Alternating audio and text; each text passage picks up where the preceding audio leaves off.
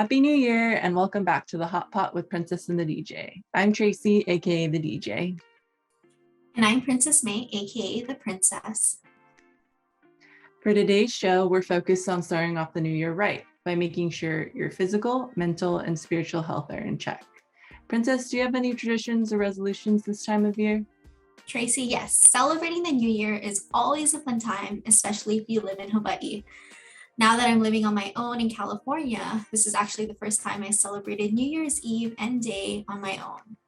I missed out on the neighborhood fireworks show at midnight. If you're from Ewa Beach or Waipahu on Oahu, you know what I'm talking about. And the coins scattered throughout the house and my dad's noodles. So what do the coins mean? And does it matter what kind of coins they are? Yeah, that's a good question. We've always just scattered coins around the house as a sign of good fortune going into the new year.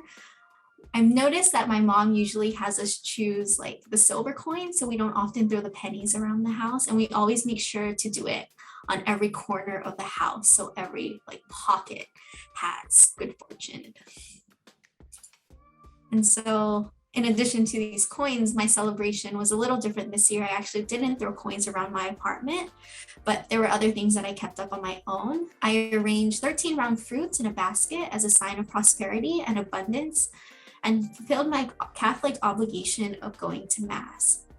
As for my resolutions in 2022, physically, I want to continue working out 5 days a week, hopefully going gluten-free, and mentally being able to bullet journal and get back into that, and spiritually just setting some time aside to show thanks and recentering myself at the end of the day. So there are lots of celebrations and traditions around the new year. Yeah, it's so interesting to hear about all the different traditions around the new year, and also really cool to hear about everyone's journey towards personal growth.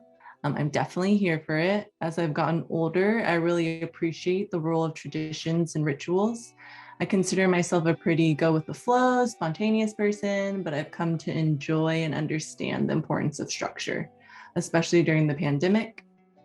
And Lunar New Year is also around the corner and a big deal for my family. We make sure to deep clean the house. We put up our fu or lucky signs, and we make special dishes like dumplings and fish and yango, which is sticky cake. And of course, I get my red envelope. Tracy, what does sticky cake taste like? It's kind of like boba, like the texture of boba in boba tea. It doesn't really have a taste, but you bake fruit and nuts into it. It's pretty good. It's just like a dish that always reminds me of the new year. As for my resolutions, I'm all about creating new adventures this year, seeing new places, hopefully, meeting new people and learning new things. Last year, I started horseback riding and golfing. I think this year I want to learn how to code and really code, not just mess around like I have before. And also I should probably eat healthier and exercise more. But lucky for us and our viewers, we have some experts here to help us live our best lives. Dr. Keawe Kaholokula. Aloha, I'm Keawe Kaholokula, Professor and Chair of Native Hawaiian Health at our University of Hawaii's Medical School, and a licensed clinical psychologist who work with other psychologists who provide services to predominantly Native Hawaiian and Pacific Islander clients. Aloha, everyone. Dr. Stephen Den. Hello, I'm a medical doctor practicing in Southern California, Los Angeles. Currently is a CEO of Tsuji Medical Foundation. Mary Lou. Hi, everyone. I'm Mary. I'm the program manager for Project Hope under OCAPICA, standing for Orange County Asian and Pacific Islander Community Alliance. And we're a nonprofit located in Garden Grove, providing services, but particularly for Project Hope, we provide mental health services to ages 0 to 18 for families and children, and provide outreach opportunities as well. And Rebecca Park. Hello, I'm Rebecca Park. I'm also part of OCAPICA, and I am the program manager for a different program called Well Necessity, and we focus on prevention and early intervention, as well as outreach and engagement, providing counseling and case management to individuals within the community. Thank you all for joining us today on the show. We're very happy to have you all. We'll start off with our first question for anyone to chime in. What does well-being mean or look like to you? I could go ahead and start. I think within our program, because we focus on prevention and early intervention, and our focus is on mental health, mental well-being, for us, we talk to community members about something called the 8 dimensions of wellness. And this is breaking down like emotional well-being, physical well-being, social well-being, spiritual well-being, kind of tying in these 8 realms of a person's life and how they work together to help our overall well-being. And so for us, mental health, we always want to differentiate between, I guess, analogize it to being similar to physical health, where we take care of our physical health, but we also have a mental health that does need to be taken care of. I guess I'll add to that and go next. And similar to what Rebecca shared, for me, it's an individual a matter, right, when it comes to the well-being. But I always see it as a balance between pretty much what Rebecca was sharing: your mental, physical, spiritual, emotional, but also cultural aspects of your life. And for any given person, that the emphasis could be on any one of those different aspects of quality of life, right? Some people put emphasis on their physical well-being because it leads to emotional and spiritual well-being. Some people will engage in their spirituality as a means for emotional well-being. So for me, all of those things really matter in people's lives, but it really is up to an individual to decide what is most important to them and what brings them most satisfaction. Thank you. Yeah, this is Dr. Dan, and I do agree with what people were saying. With the Tzu Chi, as an example, we started out with charity work. And after a decade of charity work, we realized that a lot of these people who need charity care are also, quote unquote, sick, or health condition is not very good. And therefore, we started doing provide medical services. In the process of doing so, we also found a lot of people have a mental illness as well. So it's the body, the spirit, the mind, and the spirit in all. So to be healthy, quote unquote, it's not just a body perspective, a physical perspective, but it's also have many other factors, including spiritual and mental. So totally agree with what everybody is saying so far. Yeah, I don't know if I have too much to add, because I do think it's just a balance between all parts of you to have that well-being. But I think that something in particular for mental health is finding that difference between taking care of your mental health and not seeing it as like a mental disorder or something that is something negative. It's like everybody has mental health concerns and needs they have to take care of, such as stress, anxiety, worry. And these are things everybody encounters, and that's something that needs to be considered and taken care of as well in terms of mental health and well-being. Yeah, thank you all for sharing and really pointing out that you can't focus solely on your physical health or your mental health or your spiritual health. It really all comes together and impacts you in different ways. I guess a follow-up question to that: what are some practices that people can implement or that you've implemented in your own life that improve or help with your spiritual, physical, and mental health? I'll go first and share something that I do on a daily basis, but I also recommend to others. I always see it as, on a daily basis, we need to connect to ourselves, we need to connect to others, and we need to connect to nature and the things around us. So I always share that recommendation. For me, one of the things I do when I start my day is I do chanting, Hawaiian chanting, or prayers, as a way to center and ground myself for the day, plus to get into a good place psychologically, emotionally, spiritually, to really do the work I need to do. I often recommend to people set small and simple goals that you can accomplish in the day, so that at the end of the day, you've accomplished something. And connect with others. Simply, call someone, connect with someone on a personal level. With COVID now, we need to use technology to do that. But it's so important that we connect to others, even if it's just to say hi. And again, get outside, connect with nature. You know, studies show being outdoors, getting outside, if it's just a short 5-minute walk, really does improve someone's mental, spiritual well-being, and it's great for your physical well-being. So those are generally the 3 areas, and how you decide to connect to self, others, and nature is really up to the person. Mahalo. And I also wanted just to add something that we can do in terms of mental health is something called a body scan, where you just check in with your body, check in with yourself, see how it's feeling.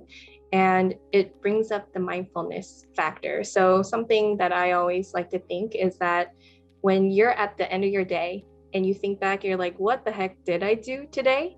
That just kind of checks to yourself that you haven't checked in with your body, or you haven't checked in with reflecting on what your day or what you're feeling. But if you're able to make those moments of time where you just check in, you're more mindful, you see, how you're feeling, how everyone is around you, then when you look back, now you can check back into those moments of seeing how your body was feeling at those moments of time. And I think that's something that helps people feel more relaxed, more, it's very simple, and it helps you just to check in with yourself. I'd love to echo with the two, connecting with others and connecting with ourselves. So Buddhist is the religion that Tzu Chi follows, and our founder is a Buddhist, and she does daily teaching. So personal example would be every day we listen to her teaching at 5:25, and there's some sharing. So we are connecting with ourselves, and we're connecting with other listeners or learners, Tzu Chi volunteers in general. And that's connecting with others till about 7. Then I start out with my daily practice and work at the clinic. So I'm connecting with more others from all different levels, and make every day very fulfilling. And I think that's the way to go. Every day, including weekends. All right, thank you. I think just to add on to what everyone is saying, I think a simple practice for me is a breathing exercise.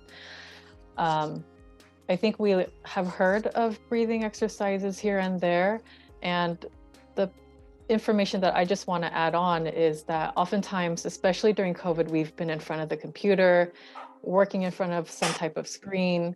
And when we are just sitting and so focused on work, we take in a lot of shallow breaths. We don't really breathe in and inhale to the capacity of our lungs, just kind of letting that oxygen flow into our body. And so for me, when I feel very overwhelmed or stressed, I have to do a lot of breathing, just very deep breathing for myself, and be aware of the oxygen flowing in and letting the stress out. And so that's something that I think a lot of people can incorporate very easily, because with the work that we do in mental health, and with the need that has increased during this time of COVID and continuing to do so, I think a lot of health providers are feeling overwhelmed with the number and the high need of people, that I think there's a lot of stress, and just letting that out through breathing can be a little bit of a deterrent for us. Thank you. I know sometimes people have like these big lofty goals, but I think sometimes just the small practices really add up. I also want to ask for anyone, what kind of cultural barriers do AA and HPI individuals experience when addressing their well-being? I know that it's such a diverse community and we can't speak for all groups, but are there any commonalities or trends you see in your work or beyond? Well, in the field of mental health, I think it's already a stigmatizing area, because when people even hear the word mental, it automatically equates to like, oh, crazy, or like some negative derogatory word, because there's that misconception between mental health and mental illness / mental disorder. And so within the communities that we work with, and focusing maybe on the Asian American community, there's really no dialogue of mental health in itself, or mental disorder, because of that misconception that mental health equates to mental illness. And as an example, when I was younger, my cousin, who is a few years older than me, he would get angry very easily. And I didn't understand at the time. And later on, as I went into the field of mental health and kind of learning more about him later on in life, I learned that he had bipolar disorder. And at the time, kind of it made sense when he kind of targeted his mom, and like our family, we just didn't know what that is. We didn't even really talk about it because it's kind of like that family, that's kind of their issue. We don't really approach or breach that topic. And so because it's kind of taboo, it kind of instills that mindset where we can't talk about it. And so that's one of the barriers just within, I would say, a lot of different cultures that have learned that that's their problem and we don't talk about those issues.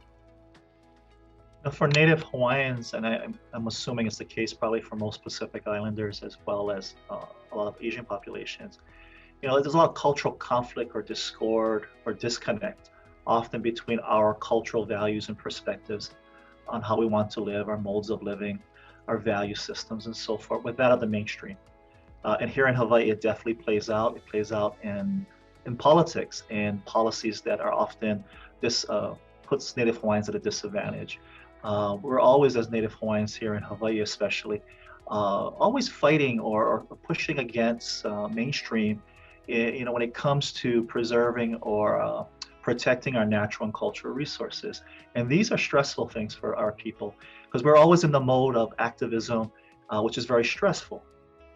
Because of the circumstances, the loss of our kingdom, the colonization by the United States, and the effects that it's had on our health and social well-being, we're now at a point where we're regaining and revisiting and reestablishing our cultural practices and ways of doing things. Of course, it's not consistent with the mainstream aspirations, right? And so, how do you strike a balance and to make sure that Indigenous people of these islands can prosper? But until we can do that, it really does affect our mental health and well-being and our ability to manage that.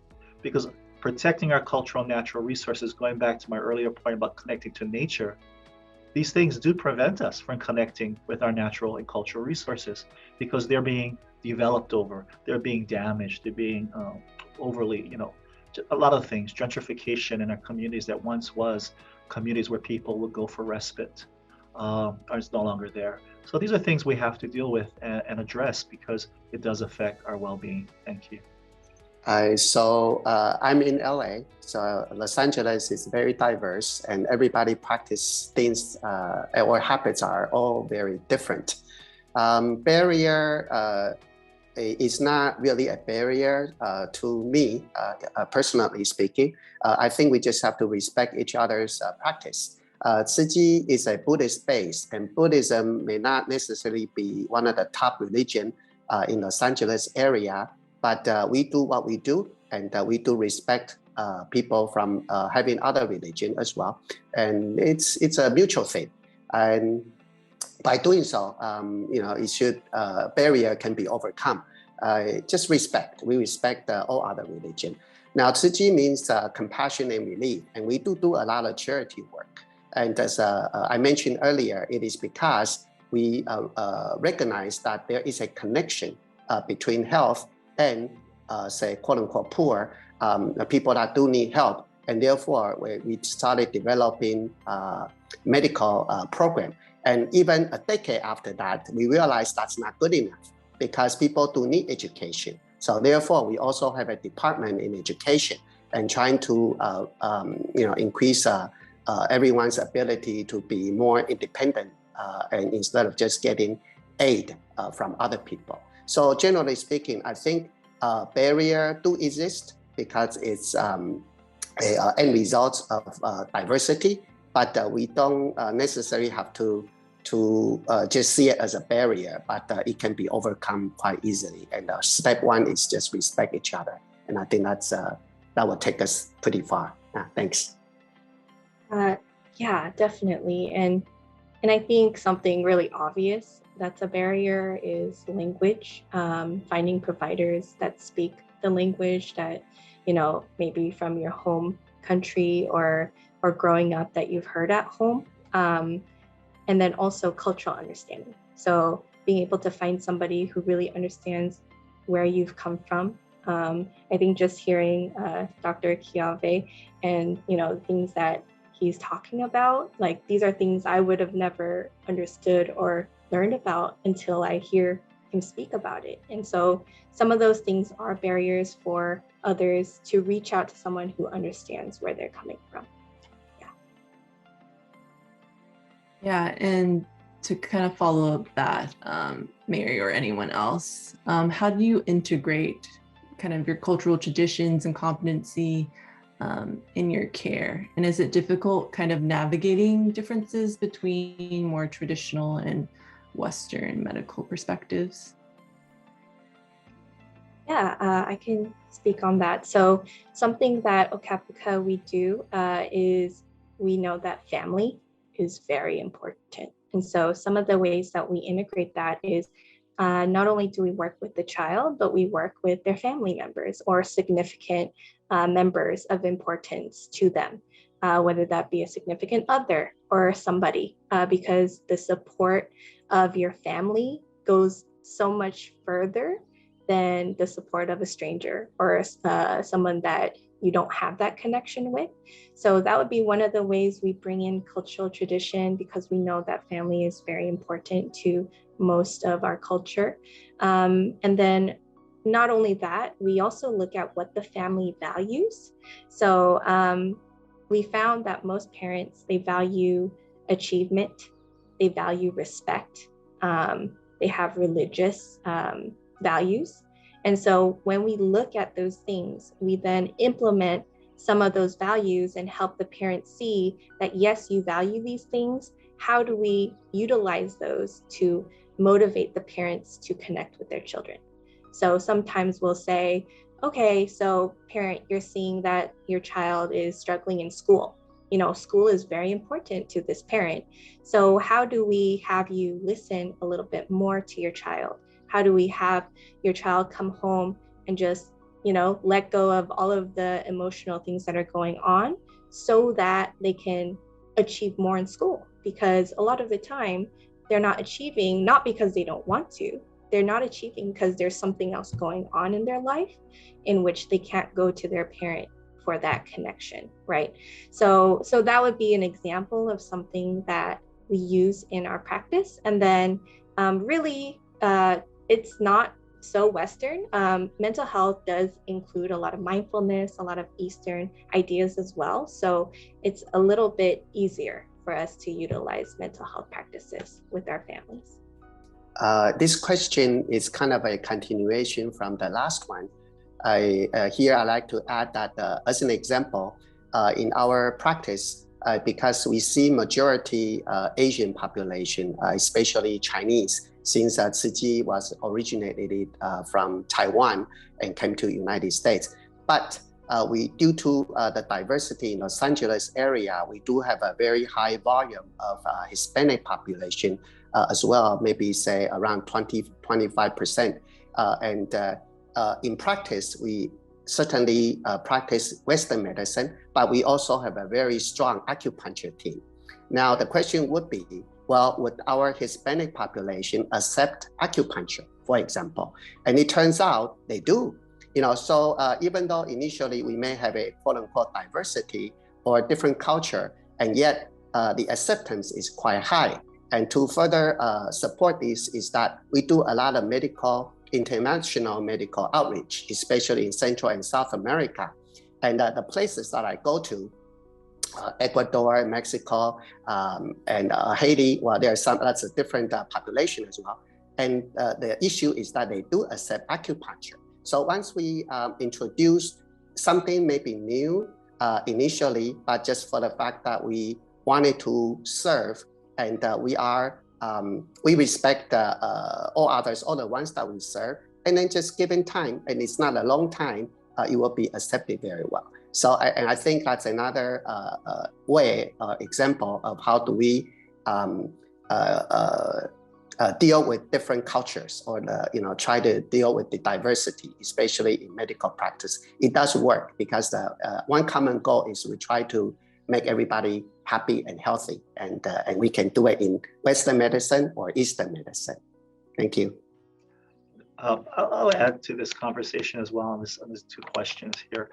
It is difficult often to navigate Western medicine because it focuses on a biomedical model. It often focuses on an individual, and often out of the context of the larger social issues that they face, which is very counter to what many of our cultural groups really value, right? Which is a holistic view, which much of our health and well-being is influenced by our ability to interact, be with others, but also by what they do, and our ability to connect with our spirituality and our environments. One of the things I often do in therapy, working with Native Hawaiians in particular, because culture is so important, because connecting to self, others, and the greater cosmos, or there's something greater than yourself, right? It's so important. I often use one of the traditional or cultural techniques I use. Genealogy, what's called mo'oku auhau in Hawaiian, is very important. And I usually leverage that as a way to enter discussion about behavior change and addressing some of those most pressing issues. Because a lot of our issues have to do with, most often, historical trauma issues, for example. A lot of the struggles we face as Native Hawaiians, coupled with the economic disadvantages that we often face and family circumstances, is really going back to basics and looking at your genealogy. What we talk about is inherited versus acquired mana. Mana is a person's sense of spiritual energy or power, right? The influence someone has, their skill sets, it's a broad category. It's really a broad term, but inherited mana is really what you're born with. You come into this world with. It's what your parents gave you because of their socioeconomic circumstances, their reputation. It's what your grandparents brought to the table. It's what your great-grandparents, going down many generations, right, to bring you to this point in life. The acquired mana is what you put in as an individual into that genealogy that you pass on to the future generation. You can either take away and draw away from that good mana, or you can make it even better and really create a better situation for the future generations by doing things in your life that uplifts yourselves, your families, and the people you care for. And that requires you to be there for them and deal with your issues and overcome those challenges. And I have found, and others who use this technique locally here, find it really helps to ground and situate. It's kind of like motivational interviewing we use to prepare someone for behavior change, for an intervention. It's kind of a cultural motivational interviewing technique, I guess, that we use to kind of ground people and get them prepared for the change they need to make in their lives. I don't know how to follow up with that, because I felt like I was in a therapy session of empowerment for myself. Like, yeah, I have to make better mana for myself. Kind of like dovetailing off of what Mary was saying earlier, I think one of the things in terms of like the Asian population that we work with, respect is one of those core values that a lot of communities that we work with uphold. And so when we connect with parents, when we connect with a student or a minor, whatever age they are, I think that is something that we retain in order to build that relation with the individual. And it comes into being helpful because it kind of ties back to the barriers. One client that comes to mind, she was in junior high school and her mother was really hesitant about her getting counseling services because the mom was asking, is this going to be something held against my child when they try to apply for college? Our college is going to find out, our school is going to find out. And this is not just this one student. There are other parents who have voiced concern about the privacy and confidentiality of counseling. And it ties into, for example, with the Korean client that I had, hearing about how in Korea, seeking mental health services, from my understanding, there's some type of loophole that employment can somehow find out that you received services. And because it's already so stigmatizing, it could be held against you. And people coming from different countries to the US, those are some of the things that they have learned, or that those are the misconceptions that they have about counseling here. And so we try to, at the core of it, be respectful while educating the families that we work with about mental health, what it is. And that's why we are so driven to just really spreading out that message about taking care of our mental health. It's not equal to mental disorder, but it's something that we all have, because we all, like a physical body, we all have a physical body, and we also all have a mind. So it's important for us to take care of our mental health as well. Yes, thank you all. And thank you all for the work that you've been doing in the community. Rebecca, I second that. I felt like I was in a therapy session for myself as well. And I think that's kind of the goal of the show. Tracy and I are learning from experts, all of you, and kind of growing and learning more about mental, physical, and spiritual well-being.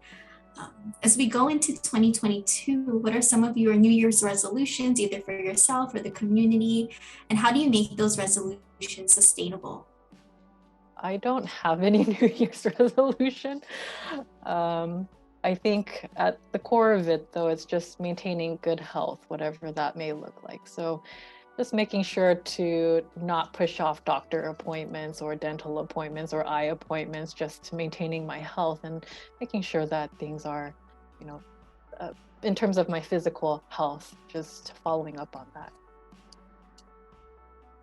Yeah, I also haven't set up New Year's resolutions for myself. And I think one of the reasons why is because I think as you go on through your year, you'll come up with goals that you want to set. But something I did want to share is that I think one of the important things is to prioritize.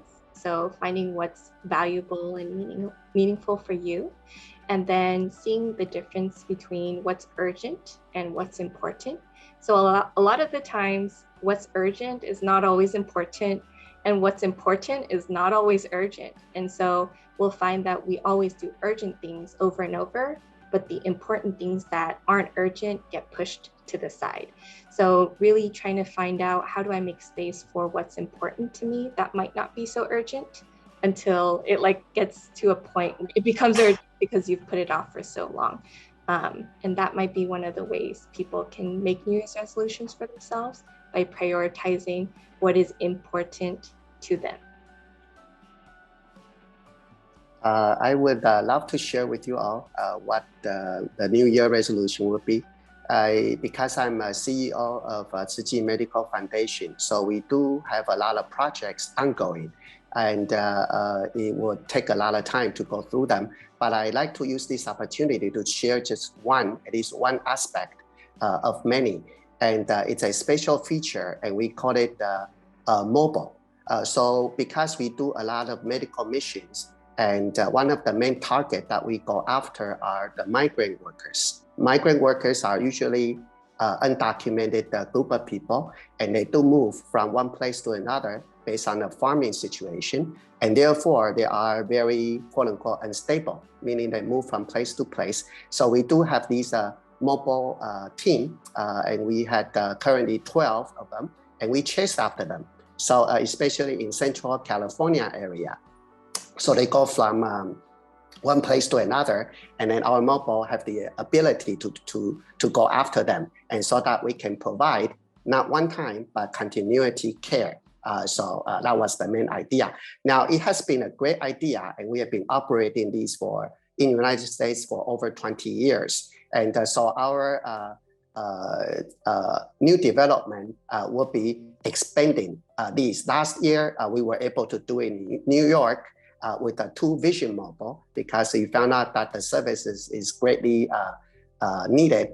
And this upcoming year, even the local volunteers do not know yet, is that we are going to have another mobile in Las Vegas area, and also for Vision. So these are the kind of things that really exciting, and looking forward to it. And it is expanding. So that's part of the medical services that we provide that is not necessarily sit in a clinic. And it's very interesting. That's one of the reasons why I come to Tzu Chi, is that I get involved in all these type of different way of medical practice. It's a lot of fun. Thank you. For me, I don't have any personal New Year's resolution. I do have a professionally related. One of the things that COVID-19 has really highlighted for us in our Native Hawaiian community is the longstanding trust issue we have with government, with Western institutions such as science and medicine, because of our historical relationship and past transgressions against our people. That now with the COVID-19 pandemic, the vaccine, this trust issue has really surfaced, of course, fueled by the misinformation and disinformation, social media, where it really has put our communities at an increased risk for the infection, for hospitalization and death due to COVID-19. So we need, and it just really underscored that we haven't resolved these issues, and that in order for us to move forward and improve our health and well-being, we have to address these issues, because it affects us when there is no pandemic, and it really affects us when there is a pandemic. And it just got worse because of this, because of the pandemic, because of the social media information and things that were happening. I think it's getting to a point where it's affecting people's ability to really take care of themselves and be safe. So that's my New Year's resolution, is to figure this out and see what are the solutions going forward? How do we better address these issues, longstanding historical issues that we haven't adequately addressed? So I see this as an opportunity for health equity going forward, because COVID has shined a light on a lot of the pre-existing inequities that really fuel the inequities in COVID-19 that we have to get a handle on. Thank you so much for sharing and your words of wisdom and plans for the future. Are there any closing thoughts or advice you have for, this incoming year, living with another year in the pandemic? We all come from a collectivistic culture and values where we think about others and our relationship with others. And I think going forward, we need to revisit those values, because that's what protects ourselves and the people around us. If you look at countries early on in the pandemic that were better able at managing the pandemic, they tended to be in traditionally collectivistic cultures versus individualistic cultures, because they readily complied with the public health mandates. And the other thing is, I'll say this, I think many of you will appreciate this, there were female leadership as prime ministers, as leaders of their countries. And I think that says something about the cultural values and perspective that it takes during a pandemic to protect people and be healthy. I'll stop there. Thank you.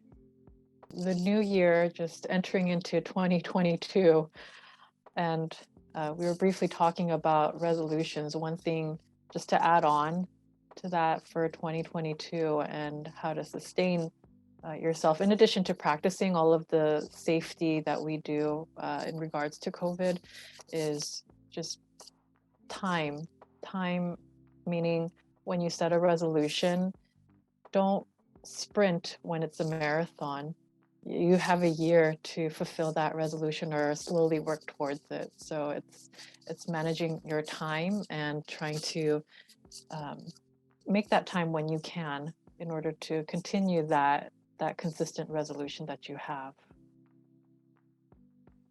And I guess last but not least, I would want to say just to value your mental health, value your physical health and your spiritual health, and to value connection, especially during COVID. I know that most people have felt very isolated, felt very alone. And I think when we value connection, we might start thinking in that collectivistic perspective, like we've said, and just thinking of others before ourselves, instead of thinking of how to stay away from each other. Yes, social distance, but I think from a mental health perspective, just valuing the connection between each other. Thank you so much for joining us today. We've learned so much helpful information on working on our physical, mental, and spiritual well-being. And before we head off, we have Mary who will be leading us in a breathing exercise. So something we like to do with our clients, we like to do two different things. I don't know if we'll have enough time for one of them, so we'll do the second, but I'll still briefly mention it. We like to do progressive muscle relaxation, which is where you just go through your entire body and you relax you tense up and relax each muscle. And something like that helps you realize you have been clenching your jaw this entire time, or your shoulders have been, hunched up. So it allows you just to, adjust your position, adjust your posture, and then sit very comfortably, to adjust yourself in your seat and stretch out some of the knots that we feel in our body. And then the second thing we do is we do something called 4-7-8 breathing. There's a lot of different breathing exercises out there, but this is the one that I like to teach. It is a little more advanced because we technically don't spend this long breathing. So I'll just guide us through it, but you would breathe in for 4 counts, you hold it for 7, and then you breathe out for 8. And if you think about it, 8 seconds is a very long time. So make sure you're not breathing everything out in one go. So then I will count us, and we'll just do it about 3 different times, and we'll see how we feel afterward. So you can sit comfortably in your spot. You can close your eyes, or you don't have to. You could turn off your camera if you'd like. And then you just take a really deep breath for 4 counts. Ready? 1, 2, 3, 4. Hold it. 2, 3, 4, 5, 6, 7. Breathe out. 2, 3, 4, 5, 6, 7, 8. Breathe in. 2, 3, 4. Hold it. 2, 3, 4, 5, 6, 7. Breathe out. 2, 3, 4, 5, 6, 7, 8. One last time. Breathe in.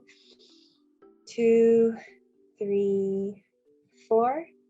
Hold it. 2, 3, 4, 5, 6, 7. Breathe out. 2, 3, 4, 5, 6, 7, 8. All right. Thank you all for participating in 4-7-8 breathing. Typically, you can do it as many times as you need. But as for me right now, my body feels like it's floating on a cloud, and it's brought in a lot of the oxygen into our body that we normally don't get during the day. Thank you. Thank you so much again. I can't think of a better way to kick off the new year. And to our viewers, thanks for watching, and in the comments, tell us how you're feeling and what you're up to in 2022. Thank you for having us. This was a lot of fun. Yeah, it was very fun. Thank you so much for the opportunity. Yeah, thank you so much. Enjoyed it. Enjoy meeting you you. folks as well. Take care, everyone. Thank Thanks. you. Take care. Happy New Year. Happy New Year. Happy New Year. Bye. Bye. Bye. It's the Hot Pot Show, don't you know it's Princess and Tracy.